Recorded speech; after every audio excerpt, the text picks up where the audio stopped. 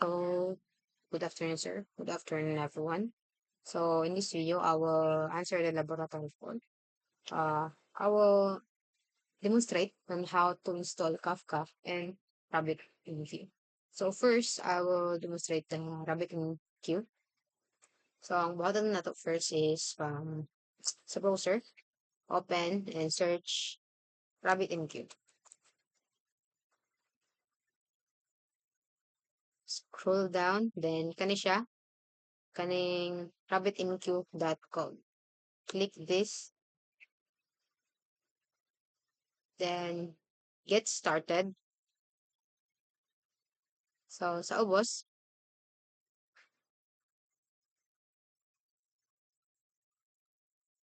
installation guide. So, dali makita nimo kung unsa imong i-install. Na dali na Windows. So, first, di sila to download the RabbitMQ, natay requirements. Sa installing.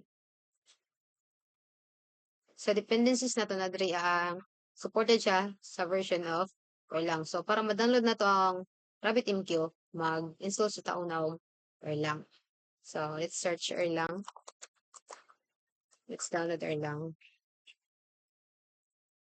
Kaneng erlang.org. Muna itong i-click.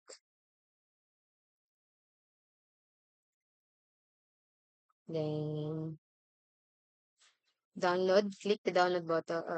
Then, here, na siya yung mga o 64-bit ba, 32 bits. So, naroon na siya mga. Then, click install. So, sa ako since naka-install ako, hindi na ako na siya i-install. So, save it. So, here, na ko yung na-install. Pag human o download niya, mato ka sa file kung asa tanin mo na download. Mato ka down. Okay, makita na to si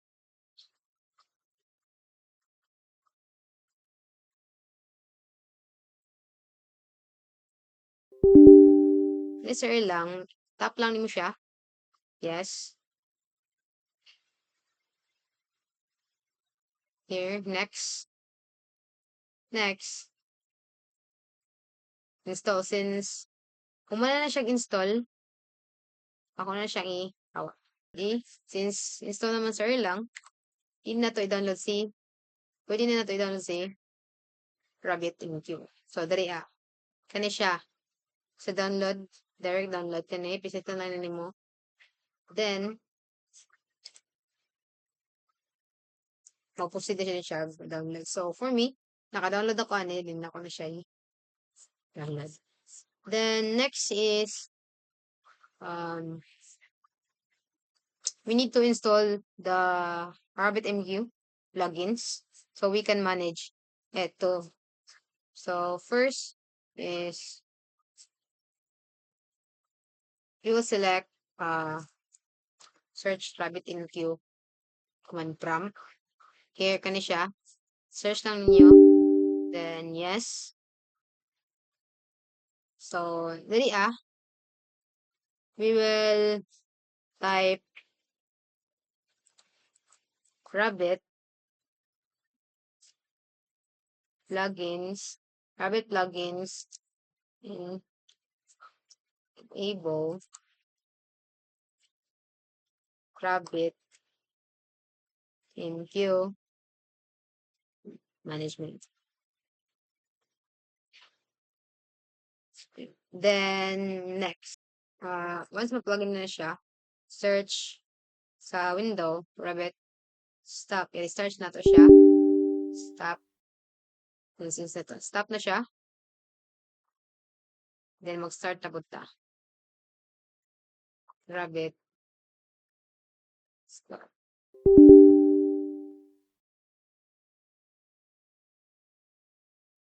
Next is, we will search the local host. So, kani siya is, muna silang ginagamit.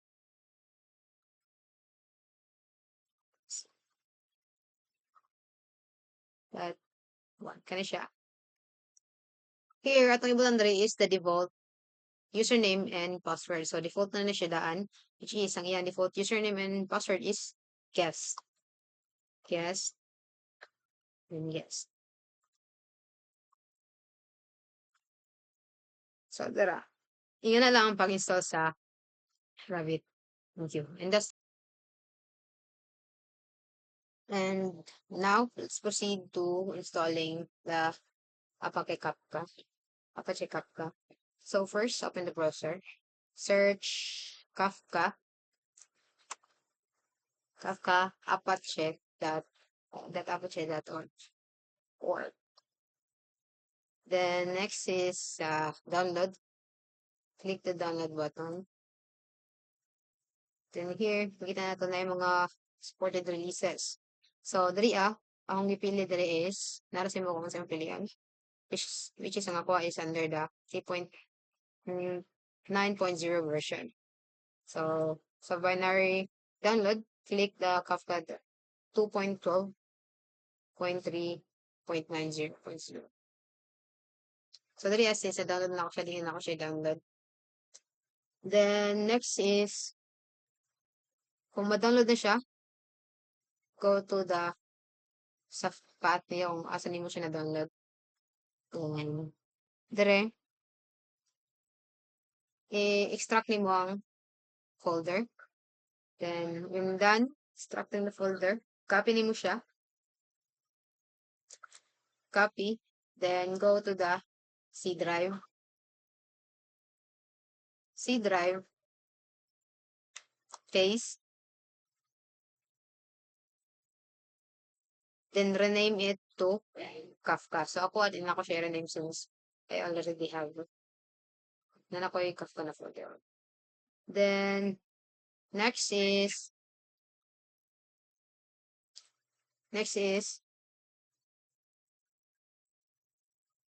search, mag-search siya dito sa Windows. Search edit environmental variables.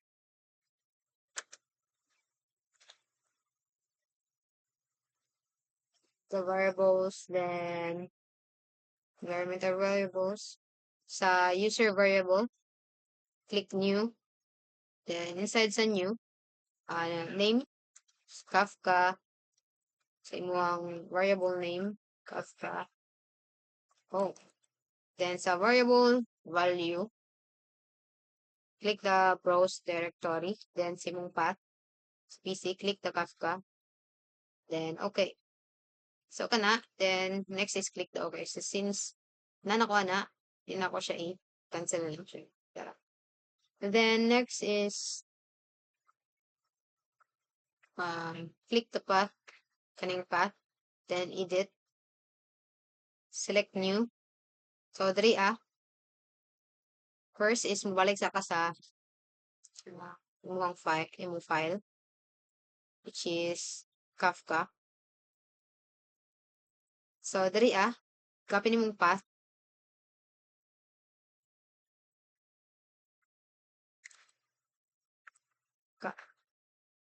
Copy nimong path. Copy the path, then select new. So diri abutan nimo, then okay. So cancel na ako. Then next is okay lang nimo siya tanan.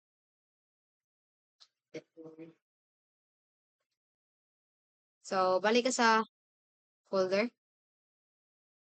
niya, select config, select craft, kaning open this, reconfig server, properties. So diri scroll lang kadra sa log basics kani. So actually mo lang ni siya unta siya. Then mag-add lang ka og C kani mo lang nimo add Kafka TMT. Then save this. Then sunod is ang server na pod. Click the server properties. Then same ra gyap na to sa log basics. Log basics. Then i-add ra gyapon to nimo. Same. I-add lagi pa ng Kafka. Then, save. Again, save this. Balik ta sa file. Kafka file. Then,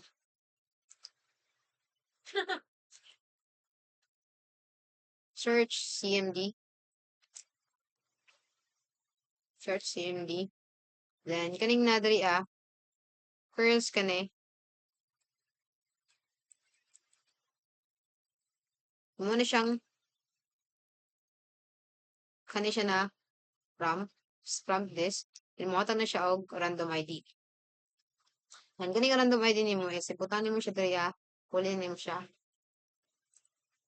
Then, kani siya.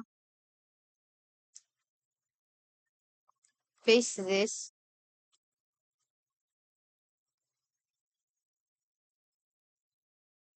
So, wala siya. So, basta, putanan nimo siya.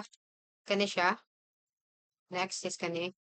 Then, next is Kafka bin server. This.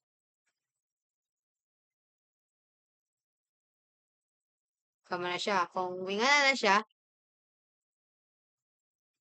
means successfully mo hang prop.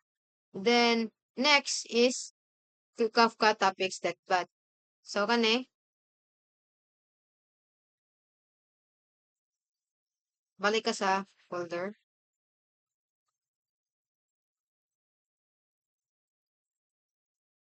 CMD.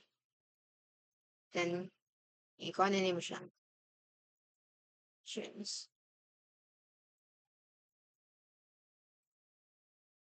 So, it is already exists.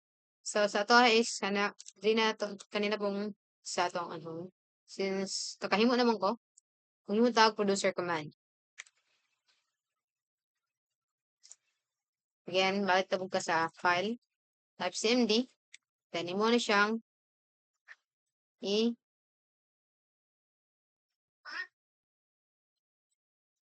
ikuha na command.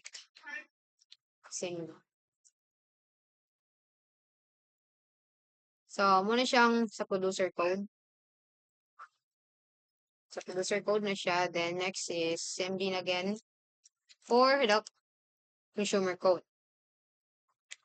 So, just ikuha na lang ni i-type ka na siya na code sa consumer code.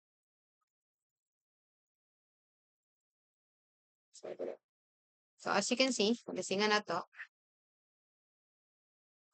Kung yung tag-hello, if okay na ba siya, yun siya hello. So, ingana lang ang sa Kafka and how to install Kafka. So, and that is all. Thank you for watching.